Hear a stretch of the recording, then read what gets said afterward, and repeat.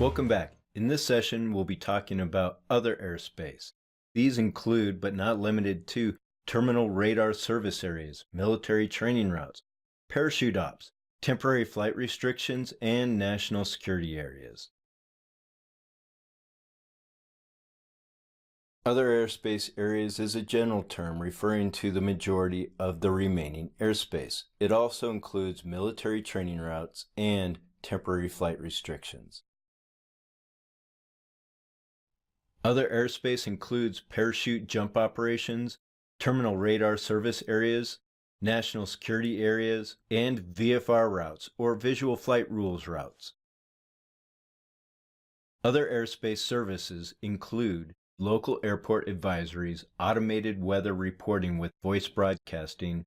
This also includes automated surface observing systems, automated weather observing stations.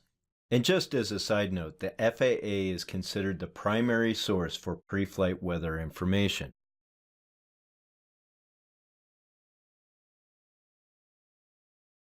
All right, airport advisory services. The FSS is the primary source for pre-flight weather information, as you already know. This is available 24 hours a day by calling 1-800-WX-BRIEF, and WX means weather. The FSS provides pilot briefings, flight plan processing, and en-route flight advisories. The FSS may also relay ATC clearances, process notice to airmen, and broadcast aviation, weather, and aeronautical information. And the telephone numbers for the FSS are found in chart supplements. Other airspace includes military training routes, which are used by military aircraft, of course. These routes exist below 10,000 feet MSL, and aircraft speeds may be in excess of 250 knots.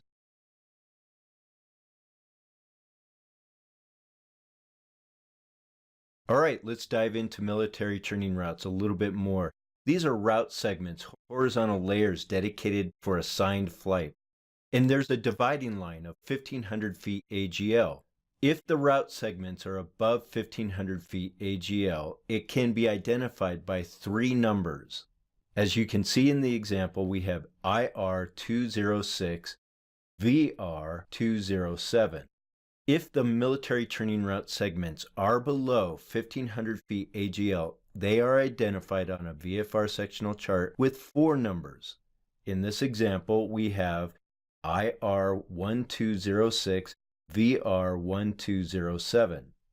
Think of it like a pyramid, where the larger numbers are on the bottom and the smaller ones are on the top. In this example, we have military training routes identified as VR-243 and VR-241 through 244. Based on this, we know that all the MTRs in this graphic are above 1,500 feet AGL. Also in this example, we have Victor Airways, or VOR Airways. These consist of civilian airways designated from 1,200 feet AGL. In this example, V105. Next up are temporary flight restrictions. We may get temporary flight restrictions through notices to airmen, which are identified in all capital letters in bold, flight restrictions. This designates a temporary flight restriction with an effective time period, statute miles, and altitudes. TFRs may be accessed through other resources as well.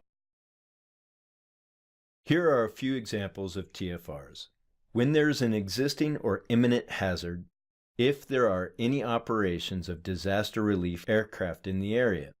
They are also used to prevent unsafe congestion of sightseeing aircraft and to protect the president, vice president, or other public figures. And the last one, space agency operations. Other airspace includes parachute jump operations. These are depicted on VFR sectional charts with a parachute symbol, and parachute jump aircraft operation details are published in the chart supplements.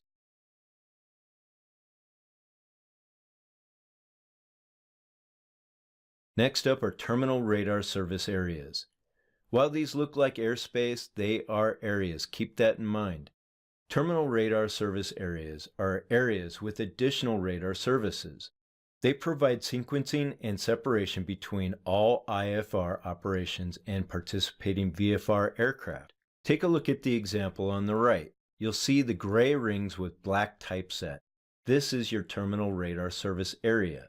In this, you can see that the terminal radar service area has a core going from the surface up to 6,000 feet MSL. And moving outwards to the first ring, it has a floor of 2,300 feet MSL up to 6,000 feet MSL. Airports with terminal radar service areas become Class D. National security areas, as you might expect, have a requirement for increased security and safety of ground facilities. These are disseminated through NOOBS, and pilots are expected to voluntarily avoid flying in these areas. VFR routes, or visual flight rules routes, transition around, under, and through complex airspaces such as Class B airspace.